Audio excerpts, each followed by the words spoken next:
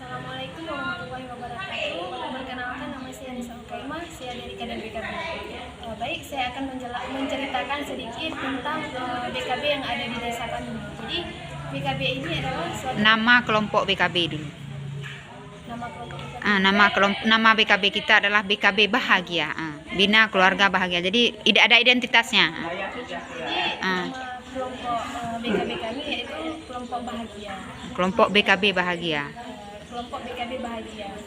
Jadi BKB ini adalah Bina Keluarga Balita. Jadi kelompok BKB ini adalah suatu kelompok khusus yang mengelola tentang pembinaan pola asuh anak berdasarkan kelompok umur. Jadi dalam BKB ini ada 6 kelompok umur. Yang pertama ada 01, 12, 23, 34, 45, dan 56. Dan tujuan BKB ini adalah untuk meningkatkan pengetahuan dan keterampilan keluarga dalam membina tumbuh kembang si anak-anak. Jadi sasaran BKB ini adalah keluarga yang mempunyai balita. Dan di BKB ini ada tiga jenis kader BKB. Yang pertama ada kader inti, kader piket, dan kader bantu. Kader inti adalah kader yang memberikan penyuluhan kepada yang membawa balita pada saat pertemuan. Kader bantu adalah kader yang bermain ataupun menjaga balita pada saat pertemuan. Yang ketiga kader piket. Kader piket ini adalah kader yang menggantikan kader inti dan kader bantu apabila tidak ada. Jadi kami dalam BKB ini ada membuat APE. APE ini adalah alat permainan tiketing.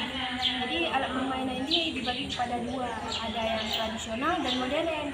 Yang tradisional kami ada membuat bola warna-warni dari kain flanel dan membuat huruf hijaiyah. Dari yang modern kami membeli ada truk mobil, ada permainan apa lagi? Truk mobil, pudara, huruf Jaya. Dan di desa kami melakukan BKB ini dalam 11 tahun. Jadi selain kami memberikan penyuluhan, kami juga ada mengisi buku KKA ini. Jadi guna buku KKA ini adalah untuk melihat perkembangan balita sesuai dengan usianya.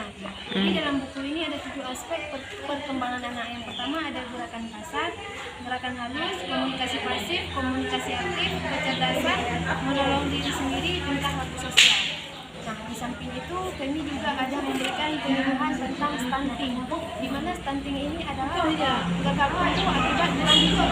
Jadi cara pencegahan stunting dengan menjaga nutrisi sejak hamil, menjaga nutrisi sejak kecil, menjaga kebersihan, menghindari dari asap rokok. Cukup sekian dari saya. Bila kurang saya mohon maaf. Saya akhiri dengan wabillahi taufiq wal hidayah. Wassalamualaikum warahmatullahi wabarakatuh. Waalaikumsalam warahmatullahi wabarakatuh.